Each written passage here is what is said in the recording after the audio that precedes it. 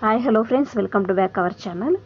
మనము ప్రతిరోజు gas stove use చేస్తుంటాం కదా. సిలిండరు ఒక్కొక్కరి ఇళ్లలో ఒక నెల వస్తుందండి, ఒక్కొక్కరి ఇళ్లలో 20 రోజులకు ఖాళీ అవుతుందండి.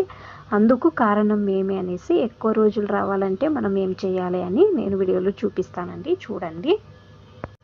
టిప్ నెంబర్ 1 అండి. మనకు షర్ట్ మడచడానికి రాదు అనేవాళ్ళు ఈ టిప్ అనేది యూజ్ చేయండి. పైన నుంచి కింద వరకు బటన్ అనేది వేయండి. తర్వాత షర్టు తిప్పి ఈ విధంగా పాతది పెళ్లి కార్డు మధ్యలో పెట్టండి.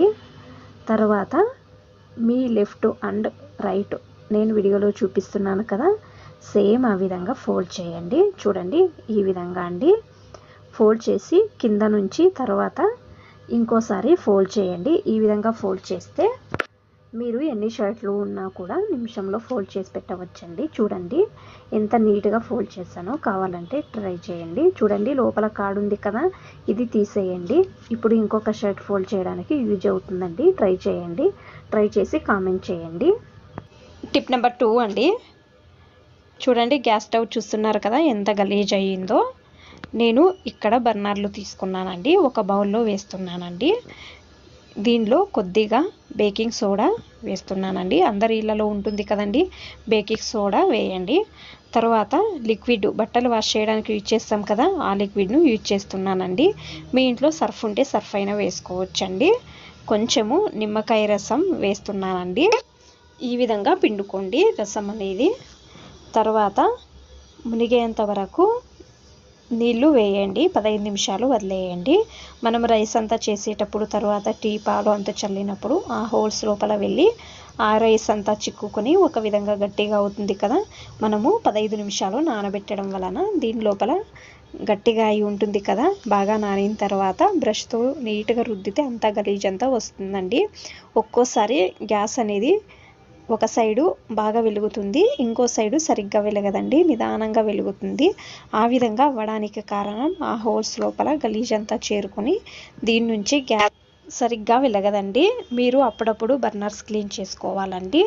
నేను ఇక్కడ నార్మల్ వాటర్తో వాష్ చేసుకొని డ్రై అయిన బట్టతో బాగా తుడచండి. ఏదైనా వేస్ట్ బట్ట తీసుకోండి, దీంట్లో నల్లగా ఉండే గలీజ్ అంతా వస్తుందండి. చూడండి, తర్వాత ఇంకోసారి కూడా క్లీన్ చేసుకుంటున్నానండి. చూడండి, ఈ విధంగా ఫుల్ అంతా క్లీన్ చేసుకోవాలండి వేస్ట్ బట్టతో. అకస్మాత్తు ఒక్కోసారి ఎంత క్లీన్ చేసినా కూడా లోపల గలీజ్ ఉంటుంది అనేవాళ్ళు మీరు కొబ్బరి నూనెను కొంచెం చూడండి ఈ విధంగా అండి కొంచెం వేసి అప్లై చేయండి. తర్వాత 2 నిమిషాలు వదిలేయండి. ఆయిల్ బాగా నానితే ఎంత గలీజ్ ఉన్నా కూడా లోపల డ్రై అయ్యి గలీజ్ అంతా బయటకు వస్తుందండి. చూడండి, నేను 2 నిమిషాలు వదిలేసానండి. తర్వాత ఒక సేఫ్టీ పిన్తో ఈ విధంగా లోపల ఉన్న గలీజ్ అంతా తీసేయండి. నేను సేఫ్టీ పిన్తో ఈ విధంగా చేస్తున్నానండి. చూడండి, నీట్గా క్లీన్ చేస్తున్నానండి. ఈ విధంగా మీరు కూడా చేయండి. 15 రోజులకు ఒకసారి క్లీన్ చేసుకోండి. మన టైము తర్వాత మనీ సేవ్ అనేది చేసుకోవచ్చండి. ఈ టిప్ ఇష్టమైతే ప్లీజ్ ఒక లైక్ చేయండి, అలాగే సబ్స్క్రైబ్ చేయండి. టిప్ నెంబర్ 3 అండి. మనము బౌల్లో పెరుగు వేస్తాం కదా, కింద ఇంకా కొంచెం పెరుగు ఉన్నా కూడా మనం కడిగేస్తామండి. ఈ విధంగా చేయడానికి ముందు కొన్ని నీళ్లు వేసి బాగా మిక్స్ చేయండి.